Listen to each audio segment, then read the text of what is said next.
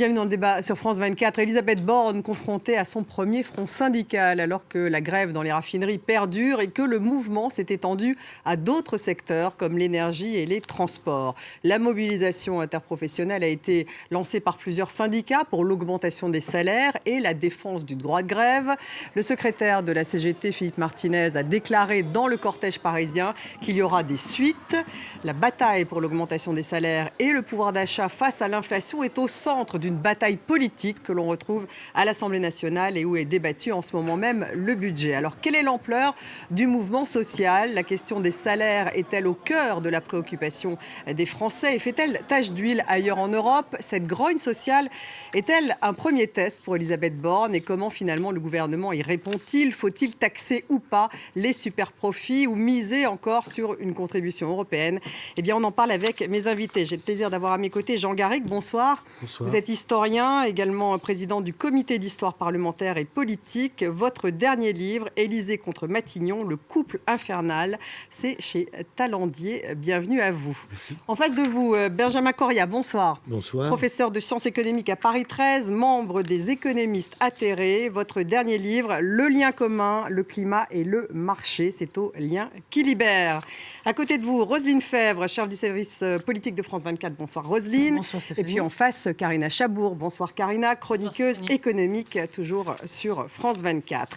Ils ont donc battu le pavé. Aujourd'hui, en France, on parle de 107 000 manifestants, d'après les chiffres qui viennent de nous parvenir du ministère de l'Intérieur. Ça s'est passé dans 150 points de rassemblement, selon la CGT, qui a organisé cette journée avec les syndicats FO, Solidaire et FSU. À Paris, la manifestation a démarré à 14h, place d'Italie. Les grèves ont eu lieu également dans 11 centrales nucléaires. On va écouter Philippe Martinez et puis quelques manifestants et on en débat ensuite.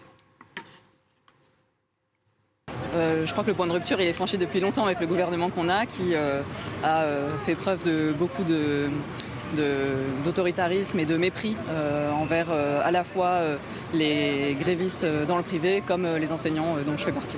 Quelle est votre revendication aujourd'hui ? Vous voulez quoi ? Le rehaussement des pensions de retraite, bien sûr. Poursuivre l'inflation, au moins. Suivre l'inflation, quoi. Parce que depuis l'inflation, c'est une catastrophe. Moi, je suis tout nouvellement retraitée, mais j'étais fonctionnaire dans la fonction publique. Ça fait 12 ans, sous le régime de M. Sarkozy, que le point d'indice qui détermine le niveau de salaire dans la fonction publique, il est bloqué. Oui, le gouvernement a plusieurs discours. Il y a quelques semaines, au début du mouvement, il disait qu'il n'y allait pas avoir de problème de pénurie, etc. On voit le résultat. Aujourd'hui, il réquisitionne les grévistes, c'est-à-dire que c'est une atteinte au droit de grève. Il essaye de faire croire qu'il n'y a pas de grévistes, alors que s'il n'y avait pas de grévistes, il n'y aurait pas besoin de réquisitionner des grévistes, il suffirait de faire appel aux non-grévistes. Donc il ménage le chaud et le froid parce qu'il sait bien aussi que le mécontentement il est fort dans ce pays autour de la question des salaires. Benjamin Corria, pour cadrer le débat, la grève, on le sait, a démarré chez Esso et Total il y a 3 semaines. D'abord, est-ce que vous avez été surpris et est-ce qu'il y a vraiment un problème de salaire en France ? Non, j'ai pas été surpris. Moi, je pense que ce à quoi on assiste, c'est la conjonction de 3 choses, si je peux dire. Il y a un problème de rattrapage d'inflation, et c'est vrai qu'on sort d'une période, on rentre dans une nouvelle, et j'ai presque envie de dire, on ne sait pas très bien comment faire avec des niveaux d'inflation de ce type. Les économistes ont même été surpris par le niveau d'inflation économique que vous êtes. Oui, enfin, pas tous, mais en tout cas, oui, cette reprise à ce niveau et au niveau mondial, c'était inattendu. Voilà. Bon, donc on a ça. Et donc, c'était sûr que ça allait créer des séries de décalages. Je veux dire, même les accords qui ont été signés dans la plupart des cas, ils sont en dessous du niveau d'inflation. Donc, on a ce premier problème-là. Ensuite, on a un deuxième problème qui est le problème plus ancien, alors, des bas salaires, des petites retraites, qui, de plus, sont montés très fort avec la question du Covid et des premiers de cordée. Il se trouve que les premiers de cordée, c'est les plus mal payés. Bon, donc, ça devait revenir à un moment ou à un autre.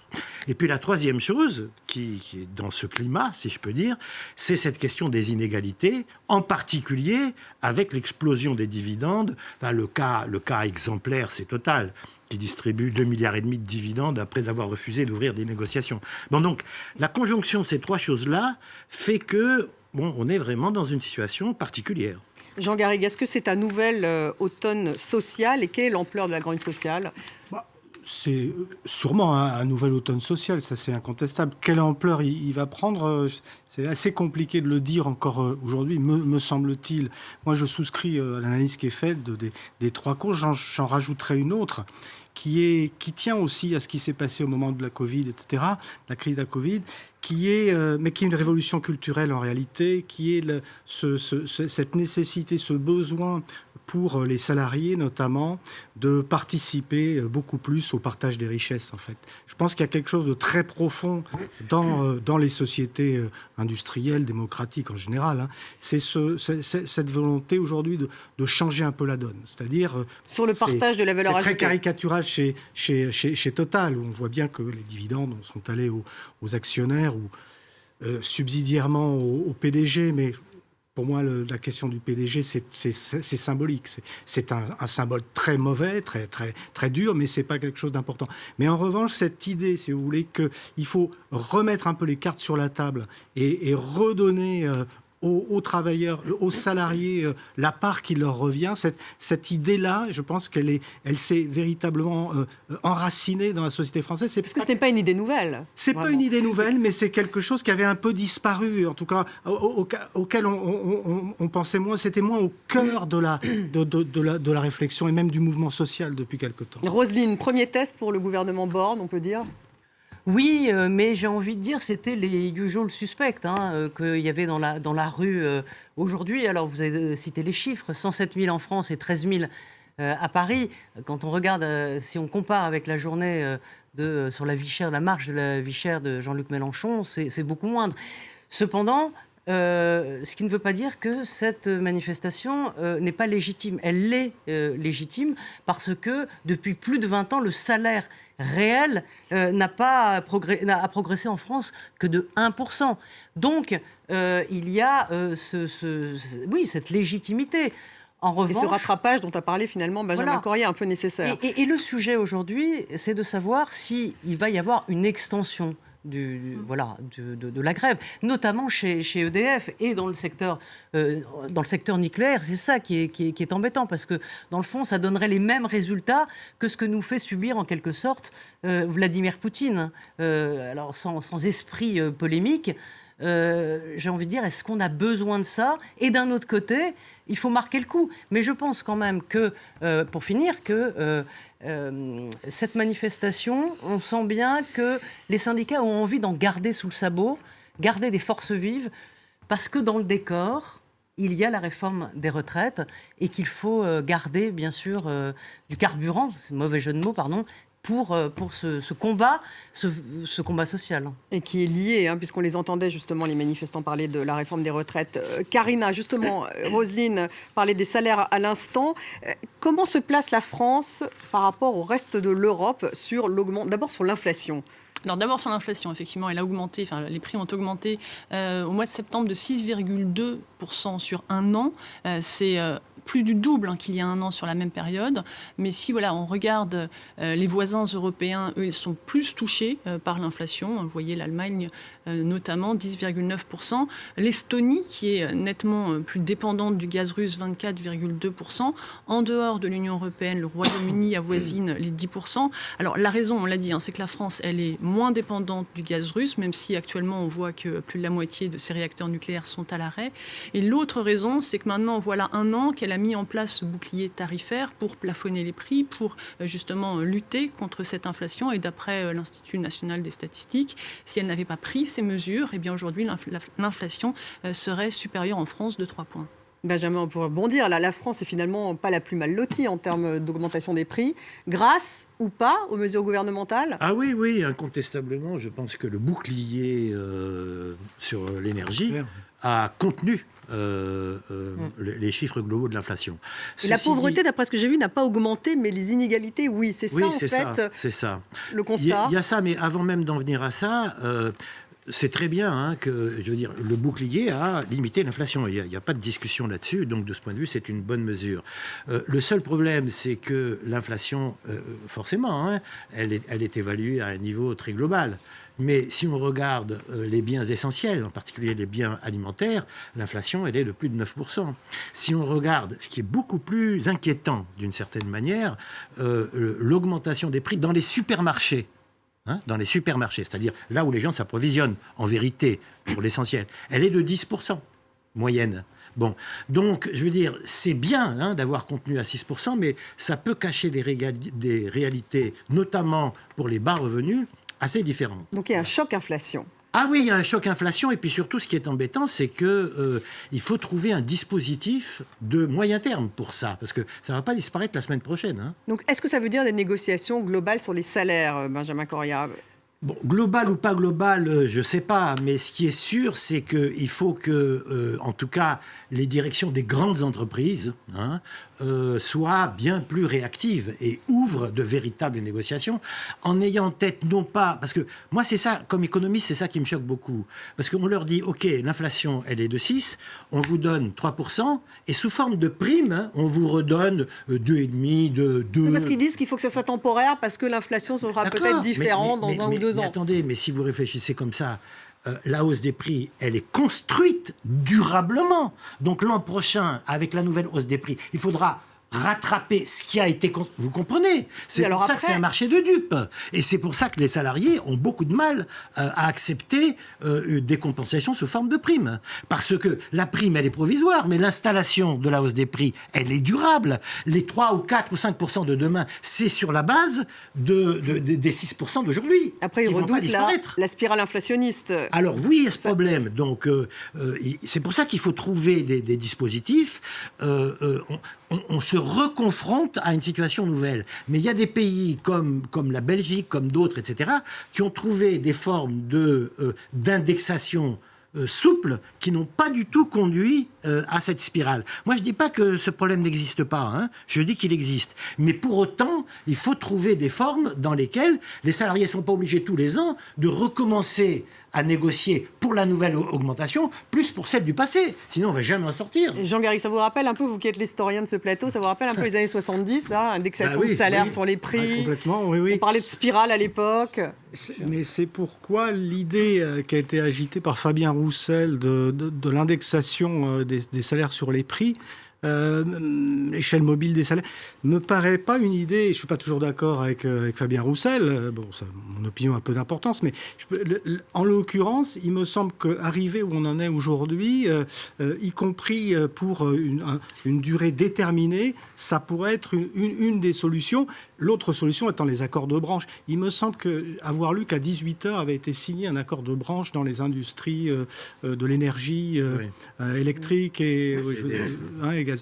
Donc, bon, c'est un début. Ce qui s'est passé à Total, c'est qu'on a eu une direction qui était vraiment... qui n'a pas été réactive, c'est moins qu'on puisse dire, et puis un syndicat, la CGT, qui avait intérêt pour des tas de raisons à jouer un peu la surenchère. Et pour moi, alors ça, c'est un symptôme aussi d'une forme d'archaïsme du dialogue social à la française. Il faut que les uns et les autres... essayent de se moderniser un tout petit peu dans leur pratique de négociation, parce que là, c'est urgent. Est-ce qu'il y a un problème Total, Roselyne ? Il y a un problème... Où est-ce qu'il est le bouc émissaire, Total ? Alors... Non, parce qu'il aurait pu quand même réagir peut-être un peu plus vite. Il y a 50-50%, c'est 50-50 de responsabilité de chacun. Quand la CGT dit on fait la grève pour des futures négociations à venir, alors qu'on n'a même pas discuté et qu'on coupe les vannes, oui, c'est pas... Mais d'ailleurs... ils ont été entendus. Force est de constater qu'aujourd'hui, les ouvriers de Total ont obtenu ce qu'ils voulaient. Cela dit, ça va... C'est pas assez pour la CGT. Enfin, oui. La CGT a accepté. Non. Ils ont obtenu 7% en global, plus, mais ça recommence. C'est-à-dire que... Enfin, ils ne vont pas pouvoir faire grève éternellement. Non, attendez, ça c'est une autre question, mais il ne faut pas dire qu'ils ont obtenu ce qu'ils ont voulu, parce qu'ils n'ont pas obtenu un rattrapage des salaires de 7%. Ils ont eu 7. Oui, pas seulement ça. Si, syndicat majoritaire. Oui, c'est l'accord. Non, mais pas seulement ça. Le 7%, c'est 7% de la masse salariale qui est distribuée. Là-dedans, il y a de nouveau une part de prime. Donc pour certains, ils rattrapent pas. Ce que je voulais dire, c'est bien que les salariés fassent grève pour obtenir ce qu'ils veulent. Cependant, est-ce qu'on n'est pas en train là de défendre aussi une aristocratie de la classe ouvrière qui a les moyens de se défendre parce que leur société fait des super profits et les autres, vous parliez d'accords de branche ou les accords en entreprise. Il y a des entreprises qui sont trop petites et qui n'ont pas de syndicat et qui ne peuvent pas, et voilà, qui ne pourront pas faire d'accord et qui ne pourront pas augmenter les salaires parce que s'ils augmentent les salaires, ça peut être la clé sous la porte. Donc c'est là la difficulté. Vous êtes économiste, donc vous savez mieux que moi. Total ne mettra pas Carina, il y a des différences entre entreprises. C'est vrai que c'est pas dit. Justement, donc il y a un problème Total quand même, ou est-ce que c'est le bouc émissaire et puis est-ce qu'il faut distinguer entre les différentes entreprises, celles qui font des bénéfices, celles qui n'en font pas? C'est vrai que c'est une exception, mais c'est totalement emblématique du débat sur le partage de la richesse de ce soir, puisque Total, ce sont des bénéfices records depuis 1 an et demi, mais effectivement, parallèlement, l'an passé, donc c'est plus de 8 milliards de dollars de dividendes qui ont été versés aux actionnaires, c'est en gros la moitié des bénéfices. Alors le groupe a certes investi et continue d'investir, 14 milliards d'euros, dont 3 milliards et demi dans le renouvelable et l'électricité. La question, c'est juste, est-ce que c'est pas trop de dividendes, pas assez dans le renouvelable, c'est-à-dire l'avenir, et il y a la question évidemment des salaires avec un Patrick Pouyanné qui s'augmente de 52%. Alors c'est certes... Alors il y avait une baisse du salaire l'année d'avant. Il se remet à son niveau de salaire d'avant Covid. Covid, période pendant laquelle les dividendes ont continué à être versés aux actionnaires. Donc voilà, tout ça, en termes de symbole mais même d'avenir pour l'entreprise, d'investissement, pose des questions. En fait, ce qui se pose comme question, c'est lorsqu'effectivement il y a des profits qui ne sont pas forcément liés à une innovation ou un investissement. Benjamin Corrias. Là, c'est une situation de rente. C'est une situation de rente, en fait. C'est ça qui pose question. Total, ils y sont pour absolument rien du tout. C'est ce que John Maynard Keynes, qui choque, économiste, appelait des windfall profits, amenés par le vent. Bon. Donc je veux dire qu'il fasse cet usage-là de ces profits amenés par le vent en créant une situation de précédent qui a bloqué toute la France dans une situation de tension extrême, parce qu'on s'est dit, si Total refuse des négociations, alors où on va? Vous voyez, le fait que, vous avez tout à fait raison, les petites, moyennes entreprises et les grandes, c'est pas pareil. Mais si les grandes commencent par donner ce signal-là, qu'est-ce qui va se passer dans les petites? Bon, ça c'est une première chose. La deuxième chose, c'est pas parce qu'on est dans une grande entreprise qu'on doit renoncer à protéger son pouvoir d'achat. Je veux dire, sinon, alors je ne sais plus où on est. Donc, si vous voulez, la situation... Total, moi, je pense que c'est l'iceberg, c'est le sommet de l'iceberg. Il faut discuter de la profondeur de l'iceberg. Et dans la profondeur de l'iceberg, on trouve des situations extrêmement différentes qui ne pourront être réglées que par des branches, au niveau des branches, ou par des interventions de l'État sur les minimums sociaux, sur le SMIC, etc. Il faudra une palette de mesures. C'est vrai qu'on l'a dit un petit peu tout à l'heure sur les salaires, toujours selon l'INSEE, depuis le début des années 80, eh bien, l'économie française est dans une phase dite de modération salariale. C'est-à-dire que la croissance des salaires a ralenti. Ça correspondait à une phase de montée du chômage. Ça correspondait également à une phase de désindexation des salaires sur l'inflation et de moindre revalorisation du SMIC. Donc aujourd'hui, où l'inflation est de retour, il y a évidemment ce phénomène de rattrapage à côté de cette question de partage des richesses. On rentre dans un nouveau cycle. Ça, c'est une certitude. Mais pour répondre à la question initiale, si vous voulez, mais c'est pour rebondir ce qui a été dit, on est dans une situation très différente entre des grands groupes comme Total, où manifestement, il y a une redistribution, un rééquilibrage qui s'impose, et puis le tissu, qui est quand même le tissu majoritaire dans notre économie, celui des petites et moyennes entreprises, qui, de surcroît, elles, ont été victimes de la grève de la CGT à Total. Donc ça complique évidemment les choses. Pour parler de la capacité du mouvement à s'amplifier ou pas,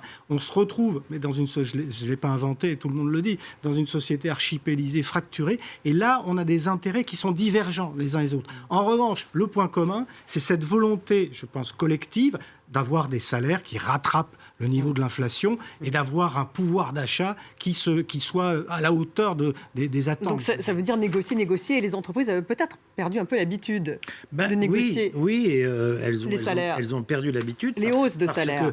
D'abord, il y a cette question de l'inflation. On répétera jamais assez qu'on est confronté à un problème qui est redevenu à l'ordre du jour, alors qu'il avait disparu depuis fort longtemps. Et pour le moment, j'ai presque envie de dire, on ne sait pas faire.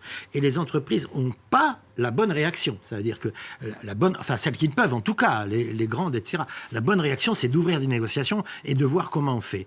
Et la tentation de dire on règle ça par des primes, c'est pas la bonne, parce que ça sera encore pire l'an prochain, comme je l'ai expliqué tout à l'heure. Bon, donc il y a des dispositifs un peu complexes qu'il faut revoir. Qu'est-ce qu'on fait de la productivité et qu'est-ce qu'on fait de la valeur ajoutée. Alors bien sûr, et là il y a un gros problème. Il y a un gros problème et ça devient vraiment l'objet d'un débat à l'Assemblée nationale qui est extrêmement fort. On va écouter déjà, Roselyne, vous avez interviewé Sandrine Rousseau, la députée Europe Écologie Les Verts, il y a quelques instants. On va l'écouter. Moi, j'appelle à ce que la colère qu'on ressent dans les discussions que l'on a sur nos circonscriptions puisse s'exprimer. Oui. Parce qu'en fait, j'ai vraiment l'impression, et particulièrement à l'Assemblée, d'une forme de rouleau compresseur du gouvernement qui ne comprend pas, qui n'entend pas, qui est enfermé dans son mode de raisonnement. Vraiment, par exemple, on a fait, avant les vacances, juste après les vacances, pardon, on a voté une loi de réforme de l'indemnisation du chômage.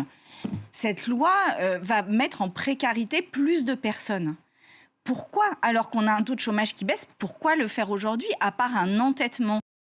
Roselyne, elle parle d'entêtement. On voit bien qu'on est dans un bras de fer entre le gouvernement et effectivement, donc à la fois les manifestants, les syndicats, mais aussi les politiques. Alors il y a un gouvernement aujourd'hui qui est dans le fond obligé de colmater. C'est la seule chose qu'il puisse faire. Alors sur Total, c'est l'appel aux réquisitions pour que les Français puissent au moins prendre leur voiture et avoir de l'essence. Il y a la ristourne à la pompe. Les fameux 30 centimes, je crois. Mais là, justement, on a vu le changement de ton. Il y a quelques jours, Bruno Le Maire disait que ça s'arrêterait mi-octobre. Et dimanche soir, la Première ministre dit non, ça va durer. Donc, le gouvernement est dans le fond en train de faire de la politique un peu du chewing-gum. C'est-à-dire qu'on colmate les endroits où il y a un peu de fuite. Et d'un autre côté, vous le disiez, vous l'avez dit, comme nulle part ailleurs, le gouvernement, la force, la puissance de l'État a été là, avec le bouclier tarifaire, avec pendant le Covid, avec le crédit. Voilà. Mais aujourd'hui, personne, dans le fond, ne leur en sait gré. Personne ne reconnaît dans le fond, parce que c'est pas l'air du temps. C'est pas l'air du temps. C'est comme si c'était normal que l'État-providence soit là, mais tout de même, sans vouloir défendre ou faire l'avocat du diable, puisqu'aujourd'hui le gouvernement est montré du doigt, c'est sauvez-nous, aidez-nous. Il y a quand même des choses qui ont été faites. Il faut le souligner. À l'Assemblée nationale, la question, en tout cas, de la taxation des riches, on sait qu'elle embrase littéralement le débat. Les députés de la NUP, mais aussi le Rassemblement national et certains LR, mais aussi au sein de la majorité présidentielle, votent des amendements sur les super-profits, les super-dividendes, l'exit tax. Bref, on va écouter Olivier Véran, le porte-parole du gouvernement, et on va voir justement quelle est la ligne rouge du gouvernement. Aujourd'hui, vous savez, nous ne voulons pas augmenter les impôts des Français. Et nous ne voulons pas augmenter la dette et les déficits dans notre pays. En ce moment même, le projet de budget, il prévoit, par exemple, de baisser les impôts des Français. 6,5 milliards de baisse d'impôts pour les gens qui travaillent, pour les classes moyennes. Et pour autant, nous respectons un objectif de retour progressif à l'équilibre budgétaire. Donc on voit bien le cadre là, fixé en tout cas par Olivier Véran, donc par Emmanuel Macron, donc pas de déficit, donc on ne creuse pas le déficit. Or là, on remet en place encore le bouclier. Ce qui est paradoxal d'ailleurs. Voilà, le bouclier tarifaire. Comment on peut protéger et à la fois... Exactement, c'est le paradoxe. Et en même temps, on ne taxe pas plus. Alors cette taxation des profits, on sait effectivement que même au sein de la majorité, il y en a qui seraient prêts à la voter, en tout cas de voter quelques dispositifs. Qu'est-ce qu'on fait ? Il y a eu un amendement du MoDem voté par une partie des députés. Sur les super-dividendes, attention. Sur les super-dividendes. Sur les super-profits. D'accord. Mais quelque part, ça veut dire taxer les riches d'une certaine manière. Oui, bien sûr. Ça a une valeur symbolique aussi, qui est très importante. Moi, je crie casse-cou là, au gouvernement, parce que dans cette intransigeance sur la question de non, pas de taxes, pas d'impôts supplémentaires, ça va donner quelque chose un effet symbolique aussi, pervers qu'au tout début, quand ils avaient supprimé l'impôt sur la fortune. Donc c'est quelque chose là qui, à mon sens, serait un signal désastreux. D'ailleurs, j'ai entendu Bruno Le Maire qui disait qu'il n'allait pas retenir dans leur loi de finances l'amendement du MoDem. Et moi, je pense politiquement, c'est à mon sens une grosse erreur, parce que ça coûte pas si cher que ça. Alors, je le rappelle, c'est un amendement sur les super dividendes qui devrait rapporter 500 millions d'euros par an, selon l'Institut Montaigne. Proposition déposée par le MoDem. En France, quand vous faites payer les riches, c'est populaire.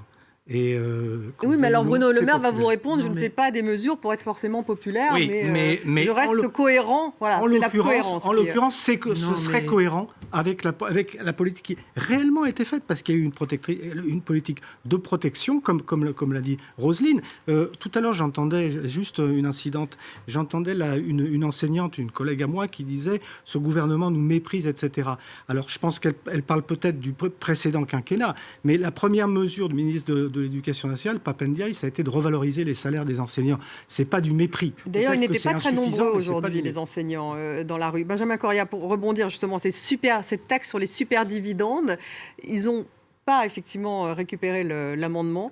Le gouvernement, ils auraient dû aussi, vous pensez, comme Jean Garrigue. Non, mais il y a un truc qui est absolument pas possible. Qui est que lorsqu'il y a un coup de tabac, on va dire le Covid ou une hausse très brutale de l'énergie, etc., il faut dépenser davantage. D'accord, parce que sinon il y a quand même une limite dans la dépense. Non, mais après, on peut discuter, mais on sait qu'il faut...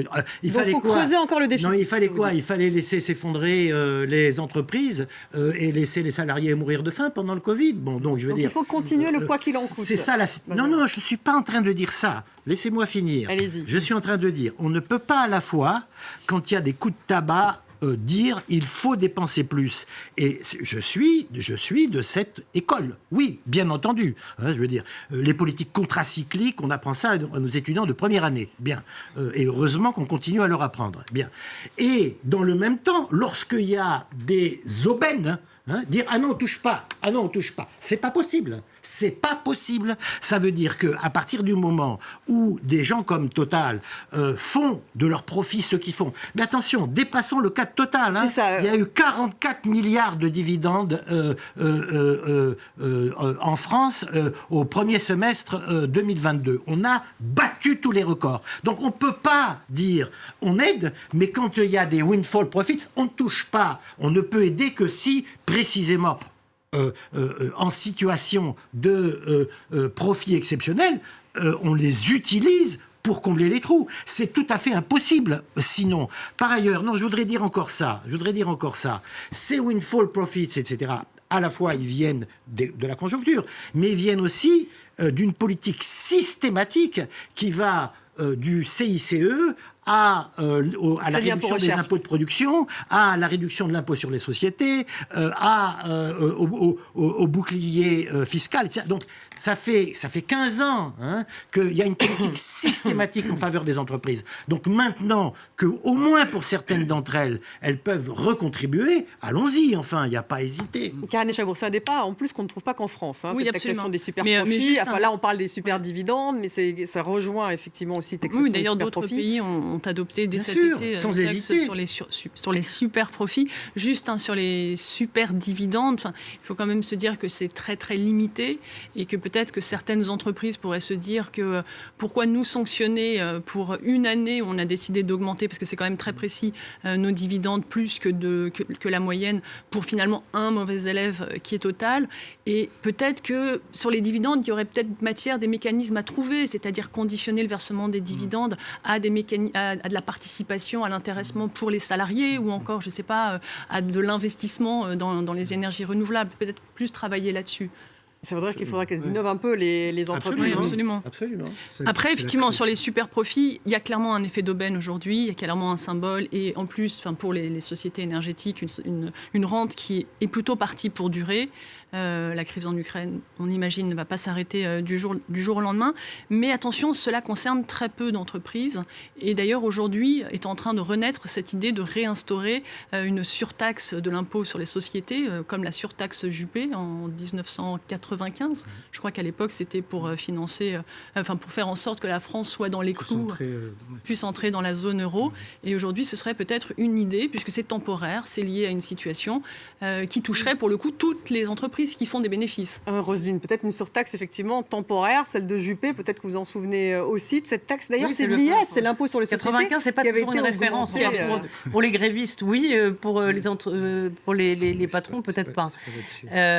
Qui était d'ailleurs, à l'époque, 95, c'était le début du libéralisme. Aujourd'hui, on dit qu'on est à la fin d'une forme de libéralisme. On l'espère. Voilà. Mais c'est pas pour autant que ça apaise le climat social.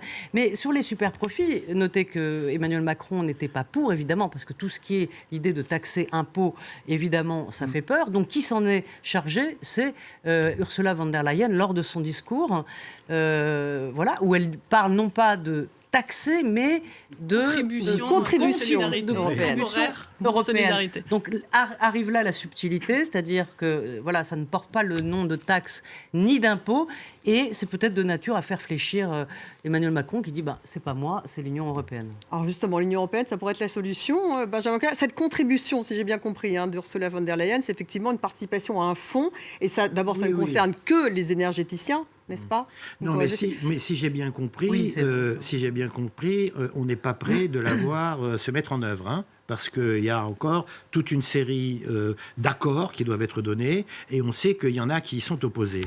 Donc moi, je pense que oui, ça serait bien que l'Europe prenne des mesures compatibles avec son mandat. Mais il y a beaucoup de pays qui ne se sont pas embarrassés de cette manière-là et qui ont fait une taxe sur les super-profits. Alors lesquels? On avait parlé de la Grande-Bretagne. Enfin bon, avec tout ce qui se passe en Grande-Bretagne. L'Italie, la Grande-Bretagne, je ne veux pas dire de bêtises, il y en a encore 2 ou 3 autres. L'Espagne, la Grèce, l'Allemagne. L'Espagne, la Grèce, l'Allemagne. Bon. L'Allemagne, ils sont en train de mettre en place. Je veux dire, la pudeur de Macron, c'est une manière de botter en touche parce que ça ne lui convient pas. Donc, je veux dire, il n'y a pas à se gêner là-dessus. Parce que lui, il a toujours voulu mettre en place une politique fiscale pour plus d'attractivité de la France. C'est ça. Oui, mais il n'a pas cessé de le faire, c'est ce que j'ai expliqué tout à l'heure. Mais s'il continue, même en période de profit amené par le vent, alors on ne sait plus du tout où on va. Je voulais juste rajouter une chose. L'expérience de faire des prélèvements exceptionnels, ça a été fait sous Juppé, ça a été fait sous Jospin. Je veux dire, personne n'en est mort. Hein. Vraiment, personne n'en est mort. Est-ce que c'était efficace? Oui, absolument. C'est avec ces prélèvements exceptionnels déjà sur les pétroliers que Jospin a fait sa politique. J'ai rien à voir avec Jospin, hein, je veux dire, pas du tout. Hein, mais qu'il a fait une politique de relance qui a marché. Qui a marché. Il avait de la croissance. Il y avait de la croissance, exactement. Et oui, il avait de la croissance, mais il a accompagné la croissance par des prélèvements qu'il a réinvestis. Et je veux dire, il n'y a rien de... Il y a vraiment rien de... Pourquoi il n'a pas été réélu? Il n'a pas été élu président de la République. Moi, j'ai mon idée là-dessus. S'il n'avait pas pris l'ensemble des mesures libérales qu'il a pris par ailleurs, probablement, Le Pen n'aurait pas fait cette percée. Je veux bien avoir cette discussion il avec... Il veille son libéralisme social, c'est ça que vous dites? Oui, social-libéral, oui. Un mot justement sur le gouvernement. Jean Garrigue, est-ce que justement il pourrait faire volte-face là-dessus, par exemple?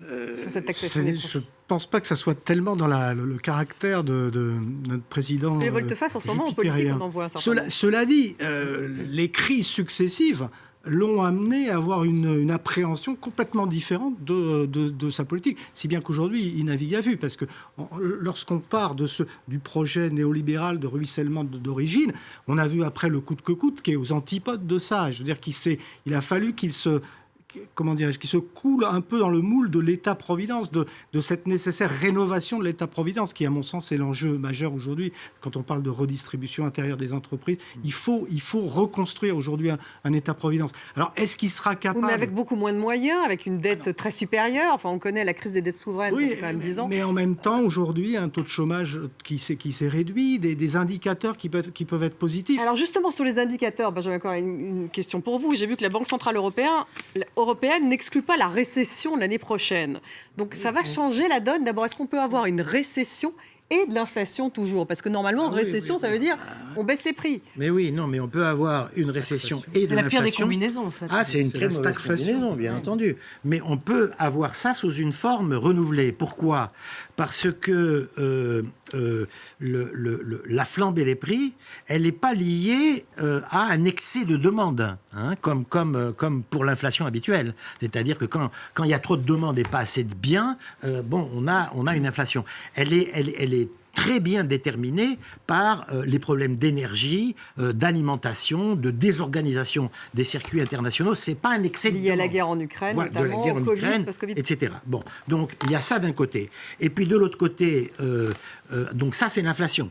Et la récession, elle aurait lieu parce que, et elle va avoir lieu, hein, la seule question c'est quelle est sa profondeur et sa durée. Donc ça veut dire plus de chômage, ça veut dire moins d'argent dans les caisses de l'État. Oui, mais attendez, il faut dire pourquoi elle va avoir lieu. Parce qu'il n'y a pas de croissance et qu'on produit moins ? Non, pas du tout. Non. Elle va avoir lieu parce que après pratiquement une décennie et demie d'argent gratuit, qui a permis à tous les spéculateurs de la planète d'avoir de l'argent gratuit pour aller spéculer en bourse et gagner énormément d'argent, ça n'est plus possible parce que justement on est en inflation et on ne peut pas continuer à donner de l'argent gratuit. Donc les banques centrales sont en train de remonter progressivement leur taux d'intérêt. Aux États-Unis, d'ailleurs, elles les remontent relativement vite, parce qu'ils ont des problèmes d'inflation encore plus sérieux que nous. Et ça va être récessif. Mais alors le paradoxe, est-ce que ça marche, ces politiques de banque centrale ? On a l'impression justement qu'on va continuer à avoir de l'inflation alors que c'est censé agir sur l'inflation. Et en revanche, ça va faire baisser la croissance. Non, mais attendez. Il ne faut pas demander aux banques centrales plus que ce qu'elles peuvent faire.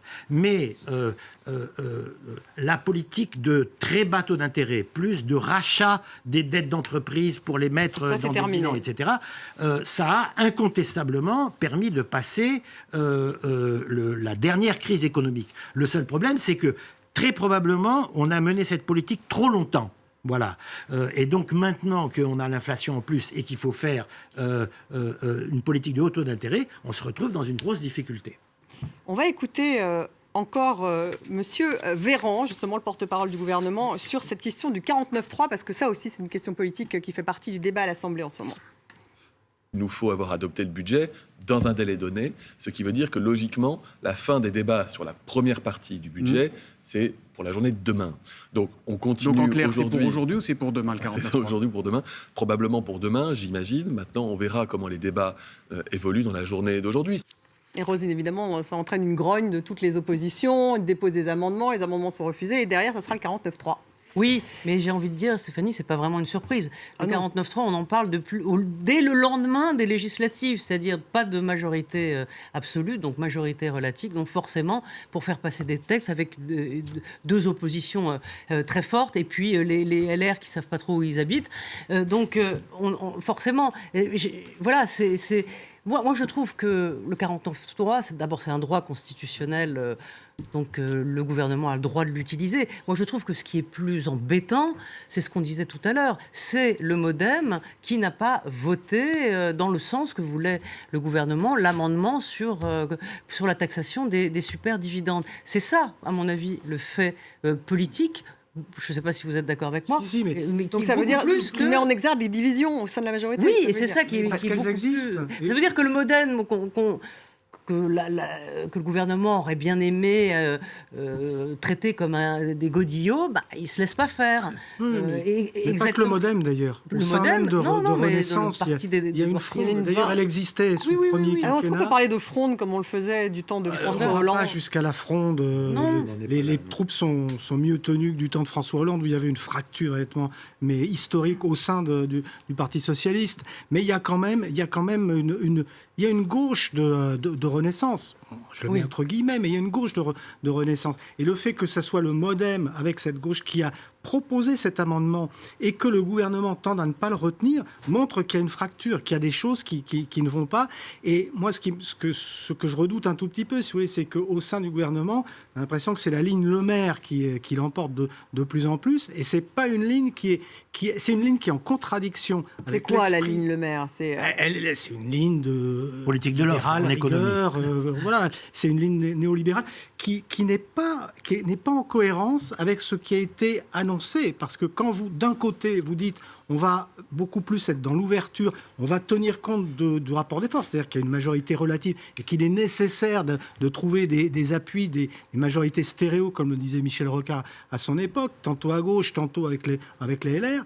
On peut essayer de trouver des accommodements. Je veux dire qu'il y a peut-être une partie des députés des gauches pas forcément la France Insoumise, mais d'autres, qui auraient pu éventuellement voter cet amendement avec le MoDem. Vous voyez. Donc là, le fait de ne pas le retenir dans la loi de finances votée par 49.3, je pense que c'est une erreur. À mon avis, c'est le signal qui est le plus de ces derniers jours, qui est beaucoup plus important que, dans le fond, le 49.3 qui va devenir une forme de... Voilà, c'est une formalité.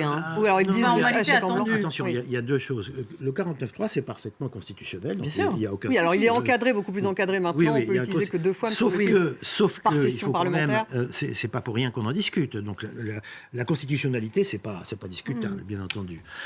Mais ça pose problème pour 2 raisons. D'abord parce que c'est l'indication qu'il n'y a aucun compromis qui a pu être passé permettant de l'éviter, parce que je pense que c'est, y compris pour le gouvernement, c'est pas de gaieté de cœur qui vont passer au 49.3. Et donc, ça pose le problème de savoir comment on gouverne lorsqu'on n'a pas une majorité absolue des 3 ans. Bon, ça et donc, c'est le signal que... C'est un grand classique pour ça. C'est le signal qu'on ne sait pas faire, puisqu'on fait le 49.3. Et ce qui est beaucoup plus embêtant, alors là, je m'adresse à l'historien et donc à l'historien de la République, c'est que on ne peut l'utiliser plus qu'une seule fois par quinquennat. Donc je veux dire, c'est one shot. L'an prochain, il se passe quoi ? Bon, donc, je veux dire, c'est pas une si bonne nouvelle que ça, de dire, oui, il y a le 49.3, on utilise le 49.3. À l'époque, justement, non, c'était pas... De Rocard. C'était Rocard. Bon, on l'utilisait 28 fois. Semaines. 28. Oui, je sais, oui, d'accord. Bon, donc c'était un mode de gouvernement, mais aujourd'hui, c'est plus possible. Non. Donc, il y a d'autres problèmes derrière. C'est pour ça que... c'est combien de fois ? C'est 2 fois par session parlementaire ? Mais ça dépend des textes. Ça dépend, c'est une fois sur le budget. Une fois sur le budget et une fois sur un autre sujet. Mais une seule fois par session sur un autre sujet. Mais c'est pour ça que je parlais de révolution culturelle tout à l'heure dans les entreprises. Il faut une révolution culturelle aussi dans nos usages politiques. Je veux dire que là, on voit très bien les blocages. D'un côté, un gouvernement qui, là, montre sur ce sujet précis de l'amendement MoDem qu'il est intransigeant. De l'autre côté, une opposition qui, elle aussi, a priori, dit qu'elle ne va pas voter le budget, avant même qu'on puisse essayer de discuter.